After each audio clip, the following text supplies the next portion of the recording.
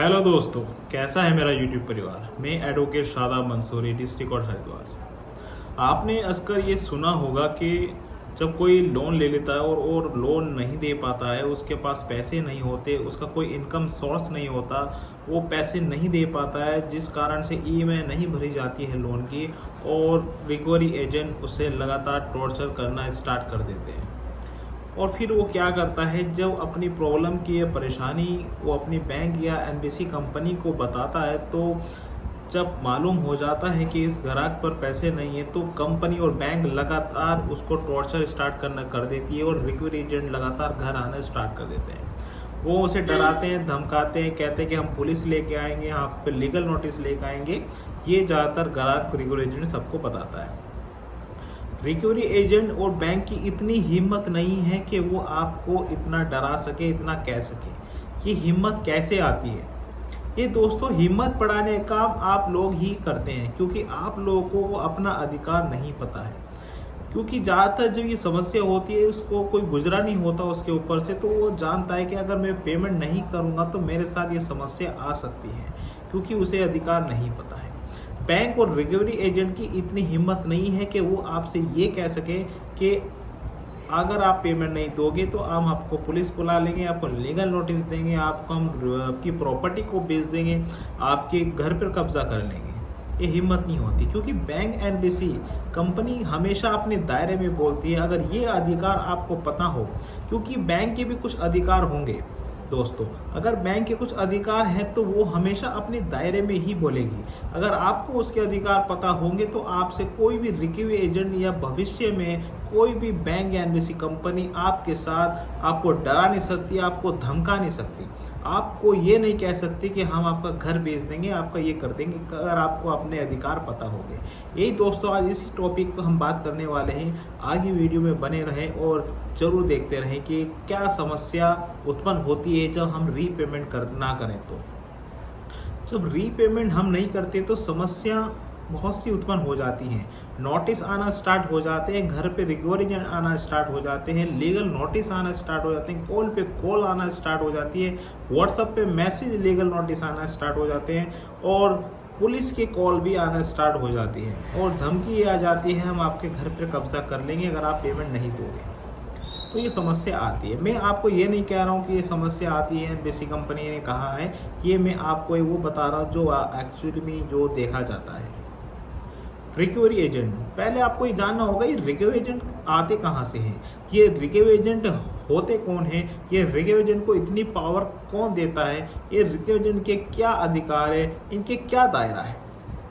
Recovery agent ज़्यादातर 10वीं से 12वीं क्लास पढ़े होते हैं और सिर्फ 10-12 हज़ार की नौकरी के लिए इन्हें बैंक और एनबीसी हायर कर लेती है, और वो आपके साथ बदतमीजी करती है, क्योंकि उनको इंटेंसिव मिलता है, जिस कारण से वो हमें देखती है। आपको मैं एक बात क्लियर कर दूं कि रिकवरी एजेंट, जब कोई बैंक रिकवरी एजेंट रखता है तो वो हाई क्वालिफिकेशन का होगा, उसे डीआरडी की सर्टिफिकेट होगा, उसे उस डीआरडी की ट्रेनिंग मिली होगी। वो हमेशा अपने आप के दायरे में बात करेंगे, जो उनके अधिकार हैं उनके दायरे में ही आपसे और ग्राहक से बात करते हैं, कभी भी कोई भी उल्टा सीधा नहीं कहते हैं। तो रिकवरी एजेंट ये होता है, कोई भी बैंक या एनबीसी कंपनी आपको नहीं बुला सकती, कोई भी ऐसा अधिकार उनके पास नहीं है, नहीं धमकाने का अधिकार है, नहीं आपको डराने का अधिकार है। तो ये दोस्तों, ये होते कौन हैं? ये वो लोग होते हैं जो कुछ पैसों में आपका या घर को डरा कर बैंक को पैसे दिलाते हैं, जिससे उनको ब्याज या उनको कमीशन मिलता है। पुलिस की कॉल आ जाती है दोस्तों। पुलिस की कॉल सिर्फ उसकी आती है कि जिसकी बैंक या एनबीसी कंपनी की कर्मचारियों में जान पहचान होती है, गुडविल होती है। इसी कारण से वो आपको कॉल कर कर डराने की कोशिश करते हैं। अगर भविष्य में आपके पास कोई कॉल आती है तो आप उससे पूछ सकते हैं, सर क्या आपका ये राइट है मुझे बताने का या आपको कहने का। अगर आप उसकी चाहे तो कंप्लेंट भी कर सकते हैं, वो सस्पेंड तक हो जाएगा, ये आपका अधिकार है। तो आप लोगों को अपने अधिकार को जानना चाहिए कि क्या मेरे अधिकार हैं। अगर आपको अपने अधिकार पता होंगे तो कोई भी रिकवरी एजेंट या कोई भी बैंक या कोई भी एनबी कंपनी आपको ऐसे नहीं धमका सकती, ना डरा सकती है, ना आपको इतना रोक सकती है, ना ही आपको इतना परेशान कर सकती है। अब आता है कि ये किस चीज़ में होता है, अनसिक्योर लोन में होता है या सिक्योर लोन में होता है। देखो अनसिक्योर लोन जैसे personal loan, credit card loan, car loan, ये ज़्यादातर अनसिक्योर लोन होते हैं, जिससे के कारण इसमें ज़्यादातर फैसला ही होता है। अगर आपका 20 लाख से नीचा है तो इसमें सिर्फ फैसला होगा, इससे कोई भी डराने धमकाने कोई बात नहीं है। अगर आपको बैंक ये कहता है कि हम आपकी प्रॉपर्टी को अटैच कर लेंगे तो ऐसा कुछ भी नहीं है। 20 लाख से नीचे तक के आपकी कोई भी प्रॉपर्टी अटैच नहीं हो सकती है, ये आप समझ लीजिए। ये सिर्फ एक डराना धमकाना होता है, आपको परेशान करने के लिए कहा जाता है। दूसरा होता है सिक्योर लोन। जिस सिक्योर लोन में जैसे हम होम लोन लेते हैं, होम लोन में अपनी प्रॉपर्टी को अटैच कर दिया और प्रॉपर्टी अटैच करने के बाद हम प्रॉपर्टी अटैच कर दिया और जिस कारण हमें वो नीलामी करनी पड़ सकती है क्योंकि इसमें अटैच हो रखे हैं।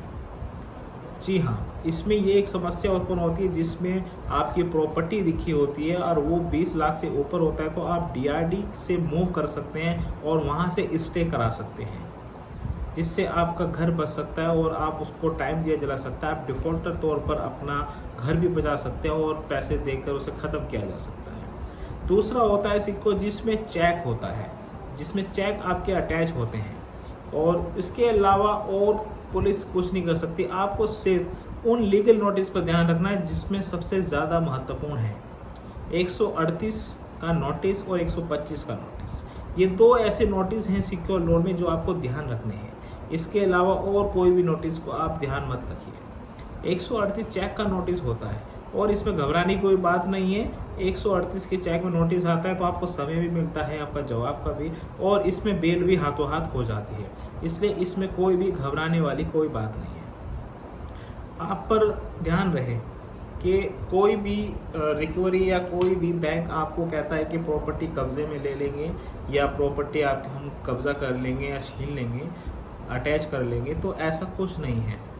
अगर आपकी प्रॉपर्टी अटैच नहीं है तो कोई भी उसे कब्जा नहीं कर सकता। अगर ऐसा कोई करता है तो आप उसके खिलाफ पुलिस में कंप्लेंट दर्ज करा सकते हैं।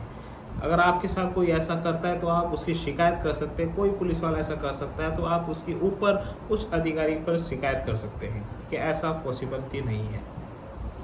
सिर्फ अगर चेक लगा है तो चेक आ जाएगा। उसमें भी क्या होता है, अगर आप कहीं दूर बैठे हैं, जैसे आप कहीं लखनऊ से है और चेक आपका हरिद्वार में लगाया गया है तो आप बिना आए भी अपनी बेल ले सकते हैं क्योंकि आपका दूर का मसला है। और एक सुप्रीम कोर्ट की रूलिंग भी है, जहां से आपने लोन लिया है उसी स्टेट में ही आपका चेक लगाया जाएगा, उसके अन्यथा चेक नहीं लगा सकते। ये भी एक अधिकार ख़त्म कर दिया गया है रिकवरी एजेंट का। और क्या होता है कि अब नया कानून लागू हो गया है 1 जुलाई से। 1 जुलाई से नया लागू हो गया है BNSS, भारतीय नागरिक सुरक्षा। ये ध्यान रखना दोस्तों, इसमें क्या है कि अब इस नए कानून के तहत अब आप बिना जाए 138 में बेल ले सकते हैं। पहले पुराने कानून में ऐसा नहीं था, बट अब जो नया कानून 1 जुलाई 2024 से लागू हुआ है BNSS, उसमें आप ये ऐसा प्रावधान दिया गया है जिससे आप अपने 138 में बेल ले सकते हैं जो अगर आप बहुत दूर से हैं। दोस्तों, अगर कोई भी रिकवरी एजेंट परेशान करता है या उसको कैसे डील करनी है तो आप मेरी एक वीडियो भी देख सकते हैं जिस पर डिस्क्रिप्शन लिंक दिया गया है। और DRD में सिर्फ 20 लाख से ऊपर ही का लोन DRD में जाता है, 20 लाख से नीचे नहीं जाता है। इस बात को आपका पता होना चाहिए। और बैंक या किसी कंपनी या कोई भी रिकवरी एजेंट आपको डरा नहीं सकता या धमका नहीं सकता है, ये भी आपका एक राइट है। और ये भी ध्यान रखिएगा कि सिर्फ अनसिक्योर लोन में फैसला होता है। सिक्योर लोन में अगर कोई भी आपका चेक है तो चेक का नोटिस आएगा कि आप पे कोई प्रॉपर्टी है तो प्रॉपर्टी का भी प्रोटेक्शन का नोटिस आएगा, उसमें आप मूव कर सकते हैं DRD के लिए। और अगर आपको ये वीडियो अच्छी लगी हो तो लाइक करिए, सब्सक्राइब कीजिए और ज़्यादा से ज़्यादा लोगों को शेयर कीजिए जैसे उनको भी ये सूचना मिल सके और वो भी अपने अधिकार को जान सके। जब तक के लिए जय हिंद।